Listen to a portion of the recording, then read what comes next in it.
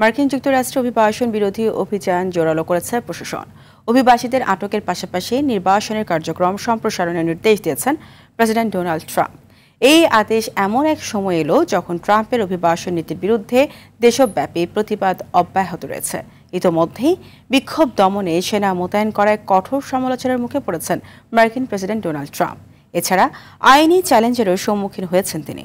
আরও জানাচ্ছেন সামদানি প্রত্যয়।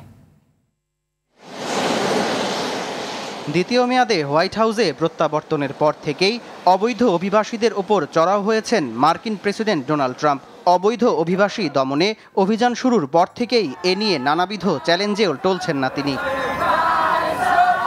চলতি বছরের জুনে অবৈধ অভিবাসী দমনে চলমান অভিযানের বিরুদ্ধে নিউ ইয়র্ক, লস অ্যাঞ্জেলেস ও শিকাগো সহ বিভিন্ন শহরে ব্যাপক বিক্ষোভ শুরু হয়েছে। এসব বিক্ষোভ দমনে সেনা মোতায়েনের পর সমালোচনার পারদ বেড়ে গেছে আরও কয়েক ডিগ্রি।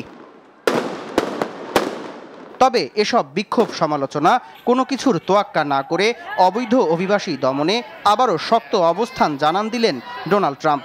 রোববার সামাজিক মাধ্যম ট্রুথ সোশ্যালের এক পোস্টে ফেডারেল সংস্থাগুলোকে ইতিহাসের সর্ববৃহৎ বহিষ্কার কর্মসূচি বাস্তবায়নে সর্বশক্তি প্রয়োগের আহ্বান জানান তিনি। আমাদের দেশের কর্মকর্তারা অসাধারণ দৃঢ়তা, সাহস ও নিষ্ঠার পরিচয় দিয়ে অবৈধ অভিবাসী বের করার ঐতিহাসিক লক্ষ্য পূরণ করছে। প্রকৃত আমেরিকানরা আপনাদের প্রতি গর্বিত ও কৃতজ্ঞ। জনগণ চায় আমাদের শহর, স্কুল এবং সমাজ হোক নিরাপদ, অবৈধ অভিবাসী সৃষ্ট অপরাধ ও বিশৃঙ্খলা থেকে মুক্ত।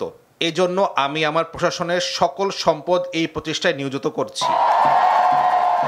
এদিকে দেশটিতে নতুন করে শুরু হওয়া নো কিংস ব্যানারে ট্রাম্প বিরোধী আন্দোলনের একদিনের মাথায় এ ধরনের পোস্ট মূলত আন্দোলনকারীদের দমনের কৌশল বলে ধারণা করছে আন্তর্জাতিক গণমাধ্যমগুলো। পাশাপাশি দেশটির স্থানীয় কর্মকর্তারাও অংশ নিয়েছেন অভিবাসীদের আইনি সুরক্ষার পক্ষে থাকায়। এতে ট্রাম্পের কৌশল কতটা ফলপ্রসূ হবে তা নিয়েও সন্দিহান বিশ্লেষকরা।